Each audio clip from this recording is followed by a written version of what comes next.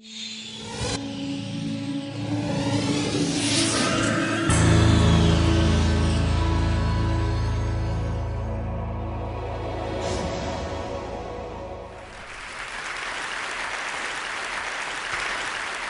is the ocean as I used to know it, and I find that since I've been in the Gulf a couple of times, I really kind of am traumatized, because whenever I look at the ocean now, no matter where I am, even where I know that none of the oil has gone, I sort of see slicks, and I am finding that I'm very much haunted by it.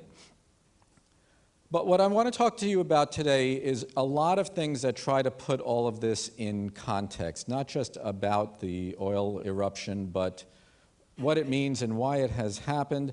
First, just a little bit about me. I'm basically just a guy that likes to go fishing ever since I was a little kid, and because I did, I wound up studying seabirds to try to stay in the coastal habitats that I so loved, and now I mainly write books about how the ocean is changing.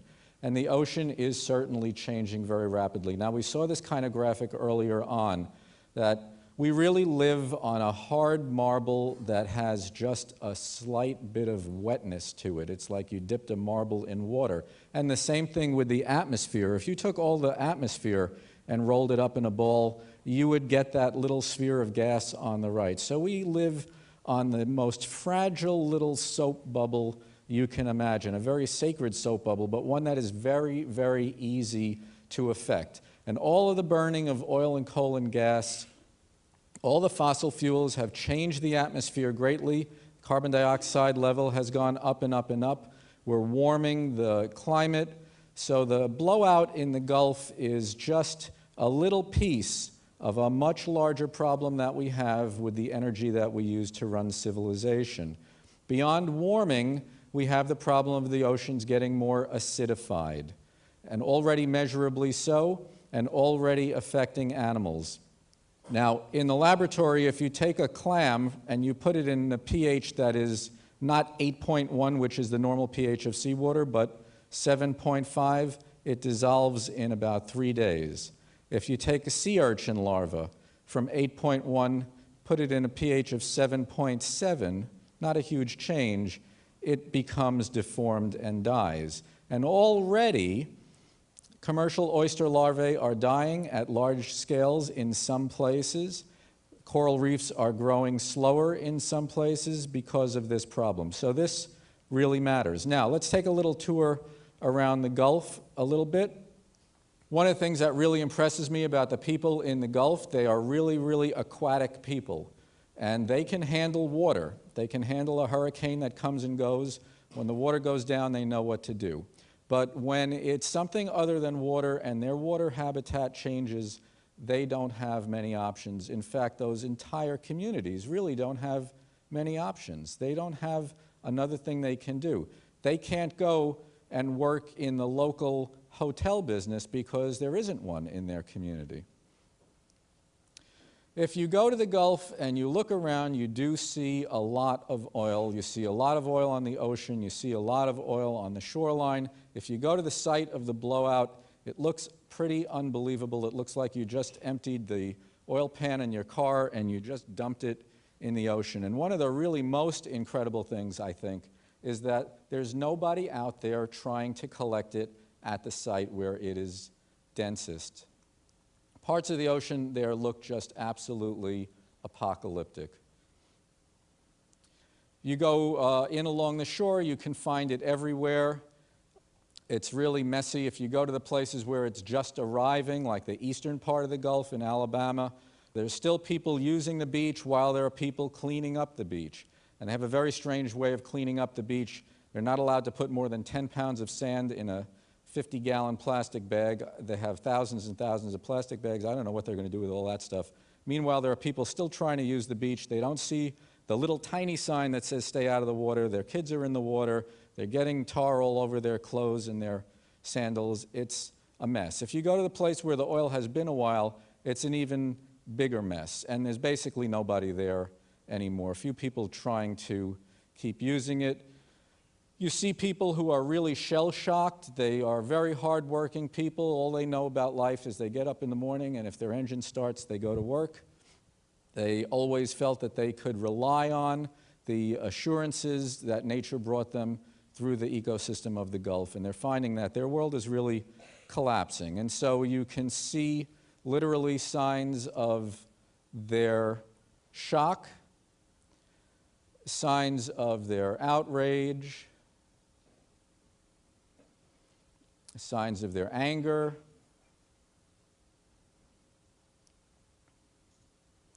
and signs of their grief. These are the things that you can see. There's a lot you can't see also. Underwater.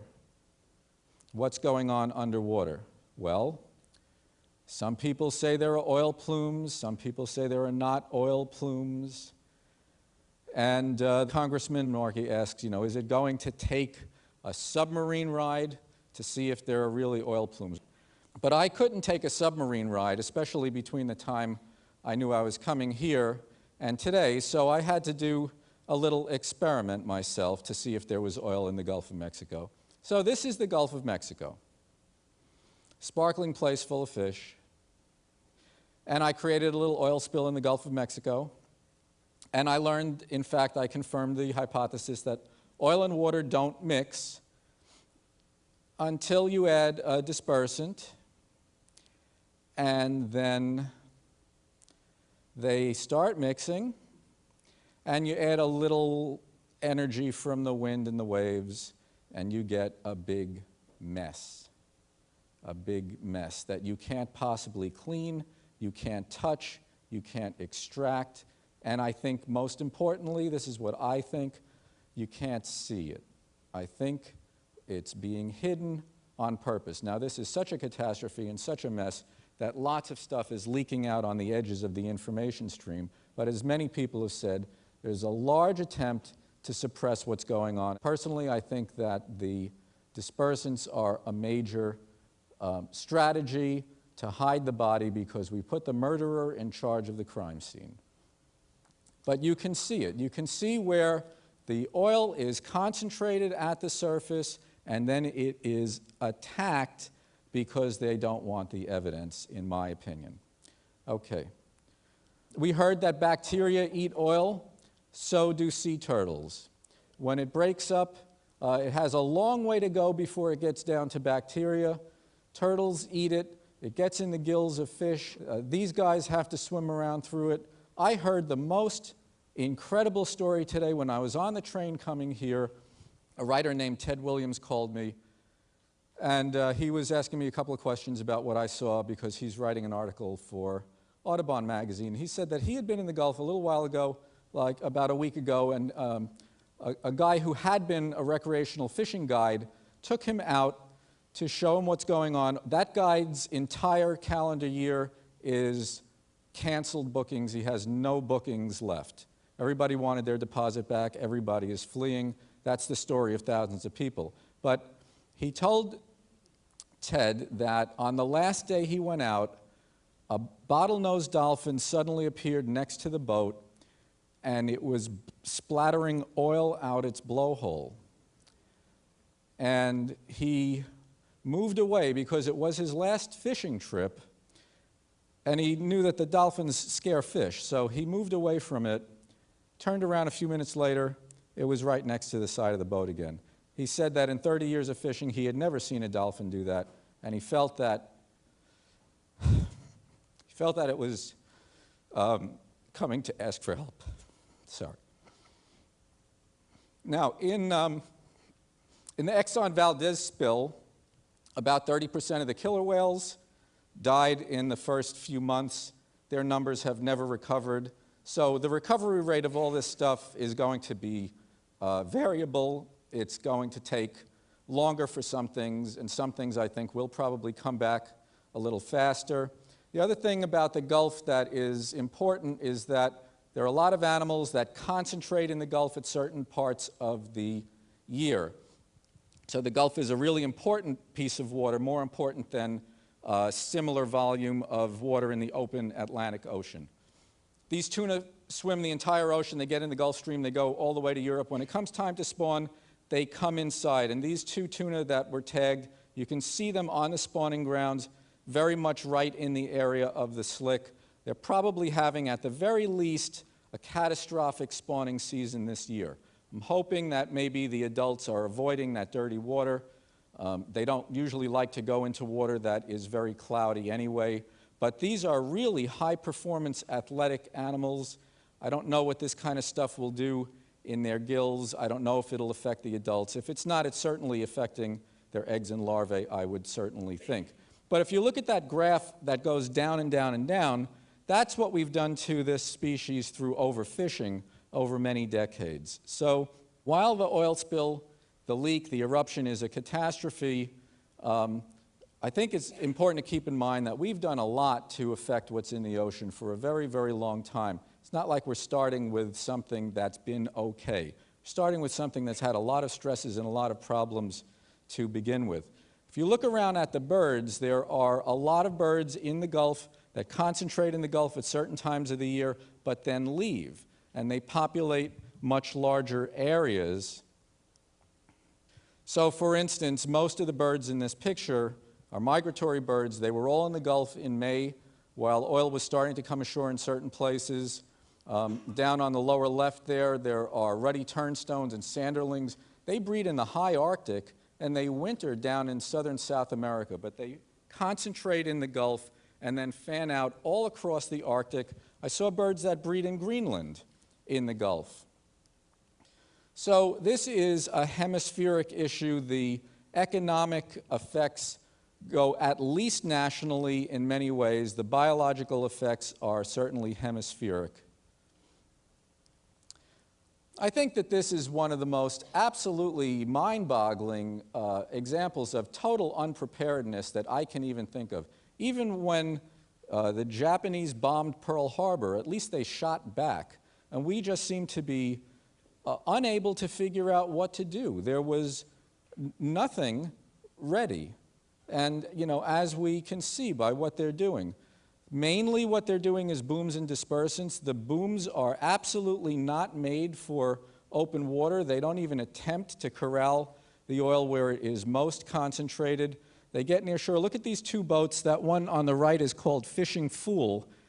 And I think, you know, that's a great name for boats that think that they're going to do anything to make a dent in this by dragging a boom between them when there are literally hundreds of thousands of square miles in the Gulf right now with oil at the surface. The dispersants make the oil go right under the booms. The booms are only about 13 inches in diameter. So it's just absolutely crazy. Here are shrimp boats employed. There are hundreds of shrimp boats employed to drag booms instead of nets. Here they are working. You can see easily that all the oily water just goes over the back of the boom. All they're doing is stirring it. It's just ridiculous.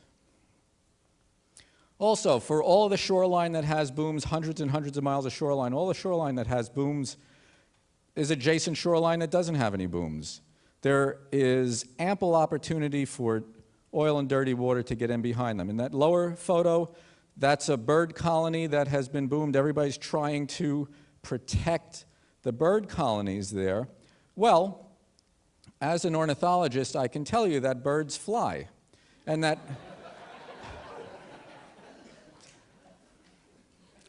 and that booming a bird colony doesn't do it.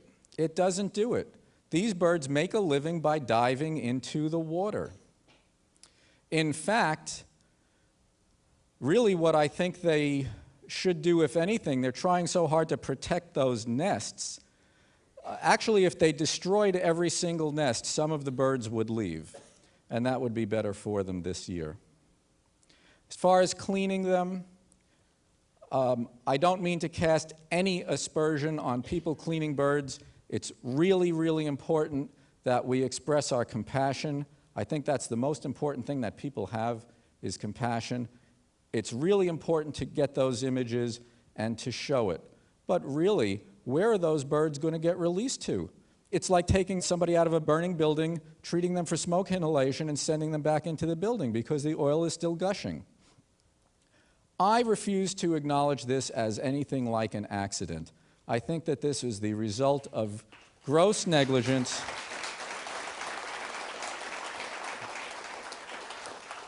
Not just BP.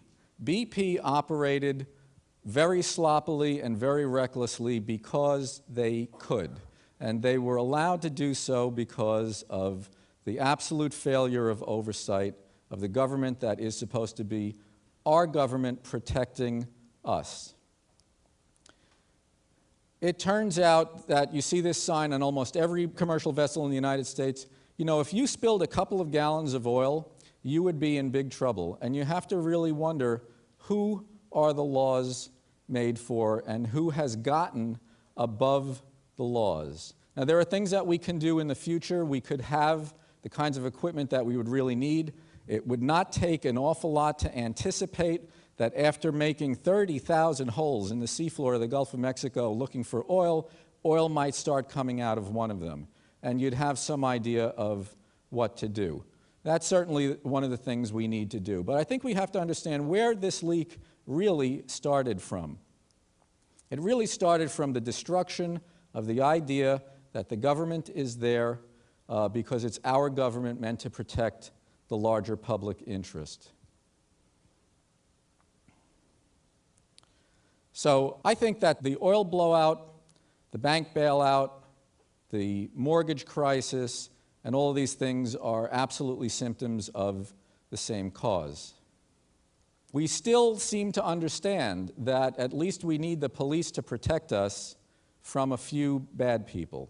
And even though the police can be a little annoying at times, giving us tickets and stuff like that, nobody says that we should just get rid of them. But in the entire rest of government right now, and for the last at least 30 years, there has been a culture of deregulation that is caused directly by the people who we need to be protected from buying the government out from under us.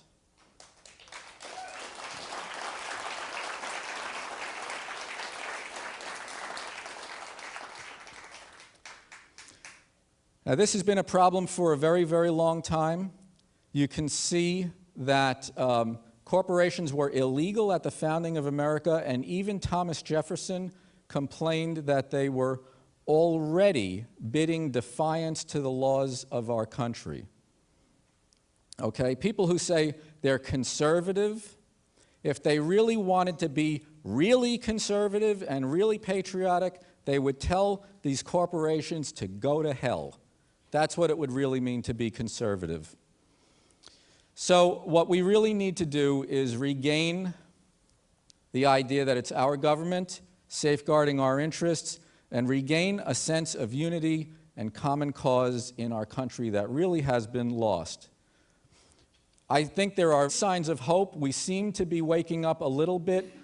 The Glass-Steagall Act, which was really to protect us from the kind of thing that caused the recession to happen and the bank meltdown and all that stuff that required the bailouts, that was put in effect in 1933, was systematically destroyed. Now there's a mood to put some of that stuff back in place, but the lobbyists are already there trying to weaken the regulations after the legislation has just passed. So it's a continued fight. It's a historic moment right now. We're either going to have an absolutely unmitigated catastrophe of this oil leak in the Gulf, or we will make the moment we need out of this, as many people have noted today. There's certainly a common theme about needing to make the moment out of this. We've been through this before with other ways of offshore drilling. The first offshore wells were called whales. The first offshore drills were called harpoons. We emptied the ocean of the whales at that time. Now, are we stuck with this? Ever since we lived in caves, every time we wanted any energy, we lit something on fire, and that is still what we're doing. We're still lighting something on fire every time we want energy. And people say we can't have clean energy because it's too expensive. Who says it's too expensive? People who sell us fossil fuels. We've been here before with energy, and people saying the economy cannot withstand a switch because the cheapest energy was slavery. Energy is always a moral issue. It's an issue that is moral right now. It's a matter of right and wrong. Thank you very much.